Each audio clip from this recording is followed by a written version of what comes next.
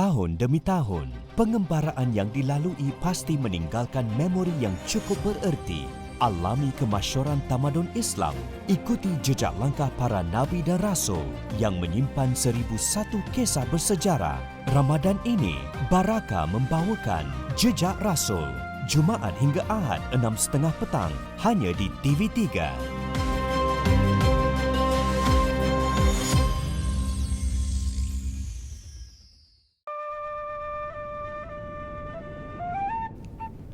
Tuanku, Paduka Sri, menaiki tahta amanah negeri.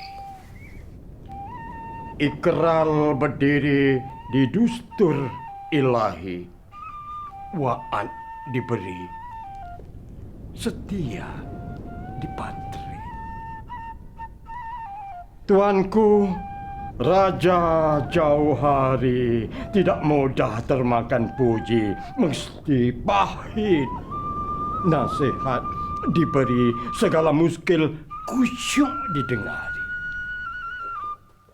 Tuanku, Raja Barhari,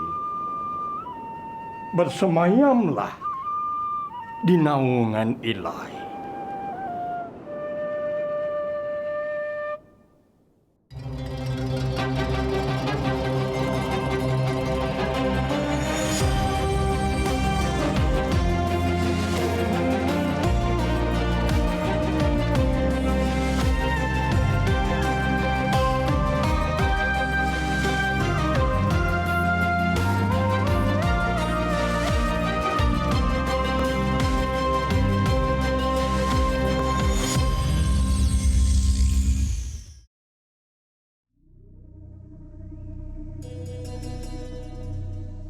Kedah Darul Aman menyimpan sejarah yang panjang.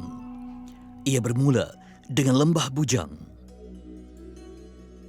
Sebutan mengenai negeri ini dalam sastra India kurun kedua hingga ke-8 masih menunjukkan Kedah, khususnya Lembah Bujang, sudah lama disinggahi pengembara dari benua kecil itu. Rujukan mengenai Lembah Bujang dalam karya Sanskrit menyebutnya sebagai Kataha atau Kadara, sementara catatan Tamil menyebutnya sebagai Kadaram atau Kalagam.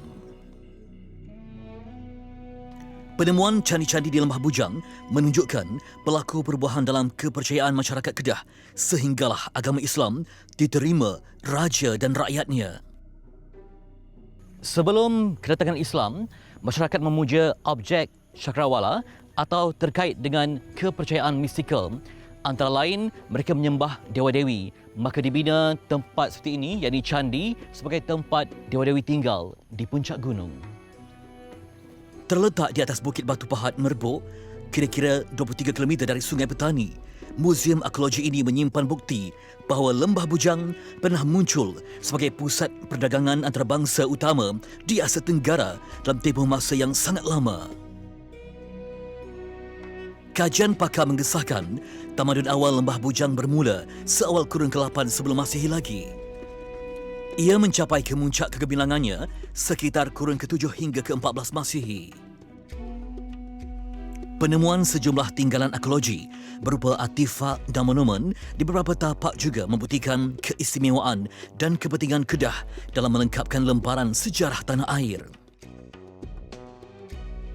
Kegiatan penyelidikan arkeologi di Lembah Bujang masih diteruskan oleh beberapa pengkaji tempatan. Hasil kajian terkini telah merekodkan sebanyak 184 buah tapak ekskavasi yang ditandai dengan penemuan struktur berkaitan ritual keagamaan selain struktur jeti pelabuhan, syah bandar dan bengkel peluburan besi. Artifak berkaitan perdagangan itu jelas membayangkan peranan Lembah Bujang sebagai kawasan industri dunia yang penting selewat-lewatnya pada kurun pertama Masihi lagi. Data terbaru juga menunjukkan keluasan Lembah Bujang menjangkau 1,000 km persegi serta peranan sebagai pengeluar dan pengeksport jongkong besi utama dunia ketika itu.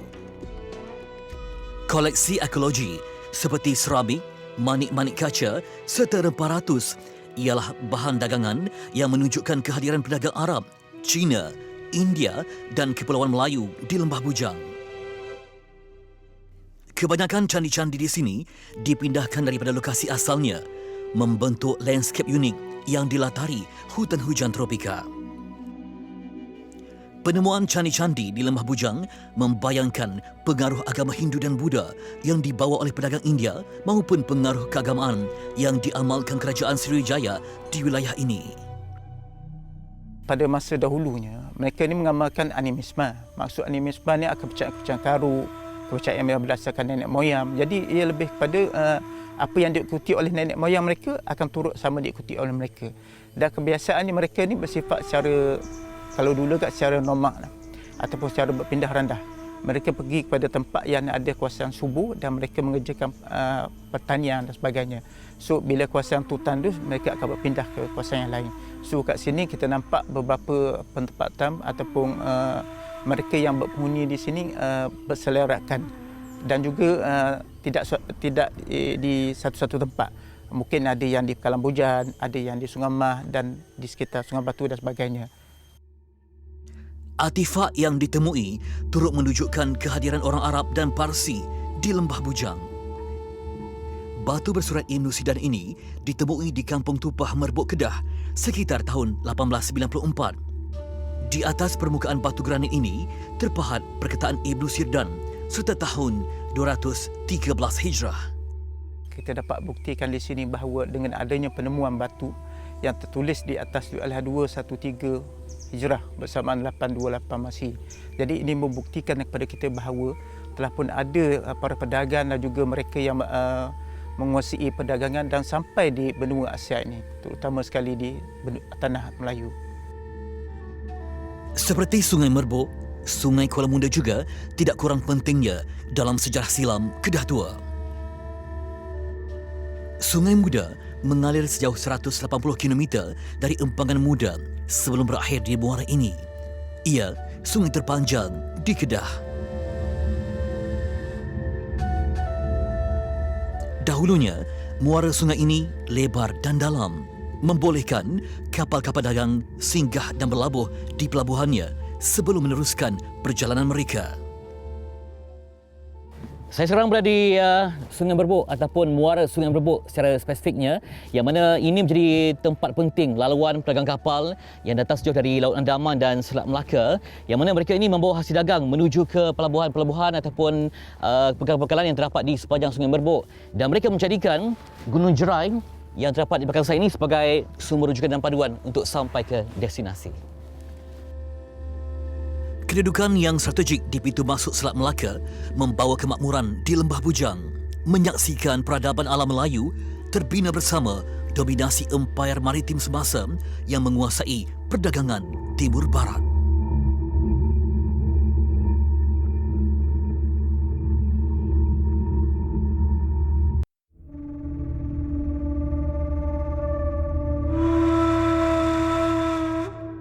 Kedah menjadi daratan pertama yang ditemui dan disinggahi selepas pelayar mengharui Teluk Benggala.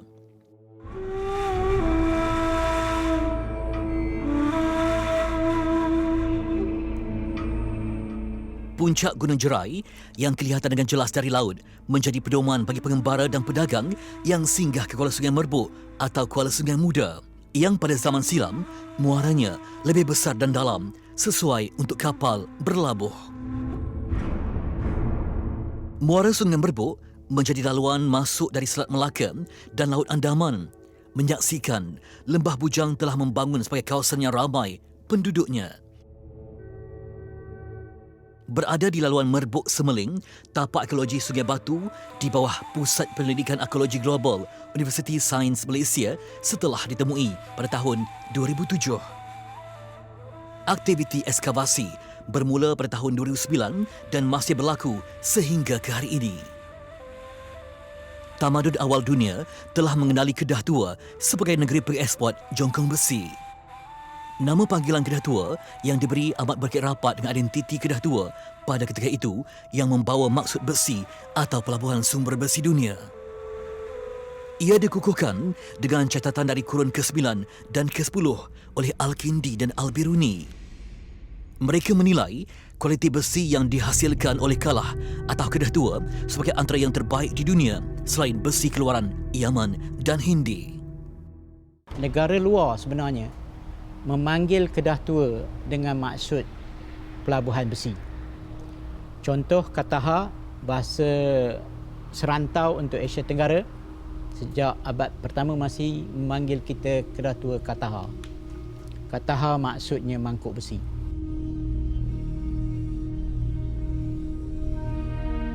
Maknanya besi kita telah digunakan, ya, telah dieksport, ya, sejak 800 BC, ya, sejak 2,800 tahun yang lalu. Selain bekalan bijih yang berterusan dari kawasan Gunung Jerai, sumber bahan bakar yang banyak iaitu arang membolehkan industri pelaburan besi berlangsung di Sungai Batu. Arang diproses daripada kayu pokok bakau yang tumbuh meluas di kawasan muara Sungai Merbuk. Kemampuan Kedah Tua memproses biji besi dan mengeksport jongkong besi ke pasaran dunia seawal 788 tahun sebelum Masihi adalah sesuatu yang mengagumkan para pengkaji sendiri. So oleh kerana besi ni ada DNA dia tersendiri. Kita ada DNA untuk ini, jadi kita tahu, kita test besi Kalah dijadikan benang Arab. Kita boleh test benang Arab tu sama ada DNA besi dia sama atau tidak dengan sini. Okay. Saya dah cuba satu yang dah berjaya di Tamadun Gandhara di Pakistan, di Peshawar. Kita dapati besinya asal dari sini. Bukti industri melebur biji besi ditandai dengan penemuan struktur relau di kompleks Sungai Batu ini. Penemuan lain seperti tuye, jongkong dan sisa besi di tapak bengkel tersebut juga menguatkan lagi petunjuk Sungai Batu sebagai kawasan perusahaan utama Lembah Bujang. Menurut pengarah Pusat Penyelidikan Ekologi Global Universiti Sains Malaysia ini, tuye ditemui dengan banyak di kawasan ini. Ia antara peralatan penting dalam industri kuno peleburan besi. Tuye ialah saluran udara yang melaluinya udara dipam ke dalam relau. Ia antara peralatan utama digunakan semasa proses peleburan. Penemuan lebih 2 juta unit tuye dan 17 tapak peleburan serta kehadiran begitu banyak biji besi di kawasan ini membayangkan saiz industri peleburan besi Sungai Batu ketika itu. Hasil kajian ekologi termasuk bengkel peleburan besi dan artifak perdagangan jelas menggambarkan Lembah Bujang mempunyai asas sebagai pusat industri dan perdagangan utama di rantau ini. Rekod ilmuwan Islam pada kurun ke-9 dan ke-10 Al-Kindi dan Al-Biruni jelas mengakui mutu besi dari kawasan ini dan ia dibuktikan melalui analisis saintifik. Inilah sisa relau yang ditemui di Pusat Ekologi Sungai Batu yang mana ia melambangkan suatu zon industri logam pernah berlangsung di sini dengan begitu hebat, termasuk penemuan 2 juta tuye yang berfungsi sebagai alat tiupan ataupun alat peniup untuk membakar biji yang terdapat dalam relau berkenaan dan sekaligus mengubah pandangan terhadap industri ataupun zon Kedah Tua ini yang mana bukan industri yang biasa-biasa tapi industri global mega yang bertaraf antarabangsa. Untuk melebur biji besi, semua bahan untuk proses peleburan diisi melalui mulut relau. Bahan diletak 3 lapis. Setiap lapisan biasanya mengandungi 10 kg biji besi, 5 kg kapur daripada cengkerang laut yang ditumbuk dan selebihnya 5 kg pasir. Sepanjang tempoh peleburan, udara dimampatkan dengan menggunakan rod besi melalui tuye untuk mengekalkan suhu relau pada 1200 darjah Celsius selama 8 jam. Besi yang terlebur mengalir keluar melalui corong di bawah relau. Apabila sejuk, ia akan diketuk menjadi ketulan kecil sebelum dieksport.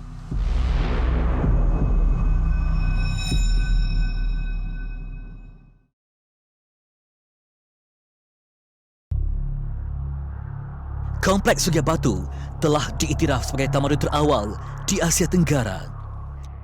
Kompleks ini meliputi kawasan 4 km persegi dengan jumlah tapak lebih 97 buah. Terdapat 4 fungsi utama dikenal pasti, iaitu tapak ritual keagamaan, jeti, kompleks Syah Bandar dan tapak peleburan besi. Kajian turut mengesahkan penemuan kompleks pelabuhan mengeksport jongkong besi yang dilengkapi jeti serta kompleks Shah Bandar. Kajian ekologi di sini telah berupaya memetakan beberapa tapak yang terletak di pinggir kiri dan kanan tebing Sungai Batu. Kajian saintifik membuktikan bahawa struktur di jeti kompleks Sungai Batu ini telah dibina sejak tahun 582 sebelum Masihi lagi. Ia menunjukkan kemahiran seni bina masyarakat silam dalam membangunkan infrastruktur menggunakan batu bata. Jeti pelabuhan berperanan sebagai pusat pengumpulan barang dagangan yang berskala besar sebelum ianya dieksport, selain menjadi tempat turun naik daripada kawasan daratan ke sungai. Pintu untuk Asia Tenggara untuk masuk daripada bahagian barat memang Sungai Merbuk. Ya, kerana Gunung Jerai nampak 10 km di Lautan Hindi, kita dah nampak Gunung Jerai sebagai landmark. Kita bayangkan kapal tanpa kompas, tanpa enjin pada ketika itu, ya. So, landmark dia Sungai Merbuk. Jadi itu memang indikator kerana itu di sini paling tua. Dan abad ke-8 ini memang yang paling awal lah boleh pergi. Kerana abad ke-8 inilah kenaikan paras laut. Selepas 2 milenia, bentuk muka bumi ternyata berubah. Apa yang ada pada hari ini kelihatan seperti paya. Apa yang hari ini kelihatan seperti paya ialah Sungai Batu yang pernah mengalir melalui tapak bersejarah ini. Dahulu, Sungai Batu dianggar 100 meter lebar dengan kedalaman 30 meter.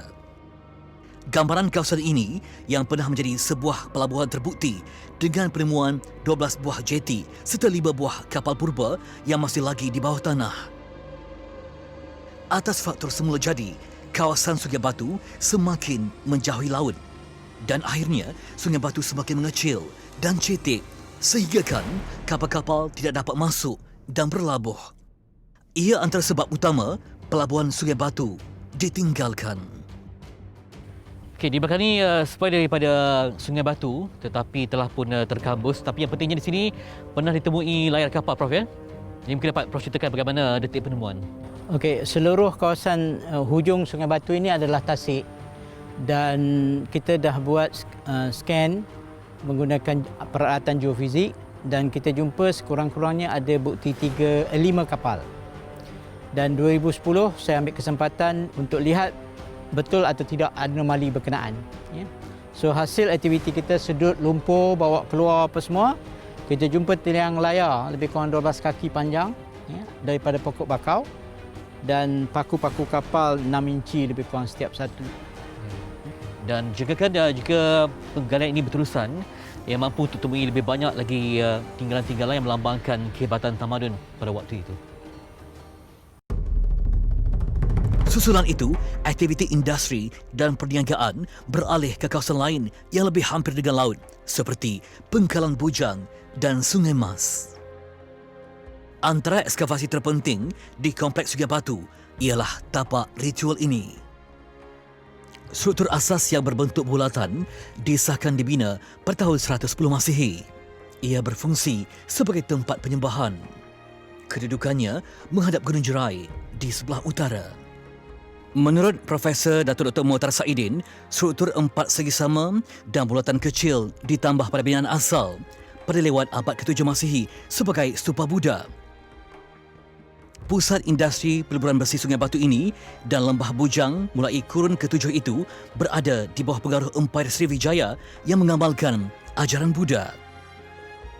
Pada masa yang sama, pelabuhan Sungai Mas berkembang pesat sebagai pusat perdagangan intraport yang penting. Kampung Sungai Mas di Kota Kuala Muda terletak kira-kira 30 km dari kompleks Sungai Batu. Penyelidikan dan ekskavasi di Sungai Mas selama 3 dekad menunjukkan ia juga penting dalam sejarah Lembah Bujang. Hasil aktiviti ekologi di Kampung Sungai Mas antara tahun 2006 hingga 2007 turut menjelaskan gambaran ekonomi dan sosial penduduk sebelum kehadiran Islam. Antara artifak penting yang dijumpai adalah makara yang pertama kali dijumpai secara in situ. Hari ini, ia akan dipamerkan di Muzium Negara. Abu Bakar Ahmad menjadi penjaga makara sebelum ia dipindahkan ke Muzium Negara. Rumahnya berada di sebelah tapak penggalian lokasi makara itu ditemui. Kawasan ini dahulunya pernah digali dengan begitu agresif bermula tahun 1992 sehingga tahun 2007 kerana kawasan ekologi Sungai Mas ini adalah kawasan yang sangat penting. Ditemukan hampir 200,000 artifak yang melambangkan bahawa kawasan ini pernah menjadi sebahagian daripada kawasan Lembah Bujang, satu kawasan yang cukup signifikan dalam kajian sejarah yang penting pada awal abad ke-8 ataupun ke-9 Masihi. Kedah, sejarahnya amat tua. Seawal 8 kurun sebelum kelahiran Nabi Isa. Pada kurun ke-7 Masihi dan kurun-kurun sebelumnya, penduduk wilayah ini masih fatrah sifatnya kerana seruan tauhid belum berkunjung tiba. Betapa mulia Rasul-Rasul pilihan Allah di badai ujian diterpa rintangan.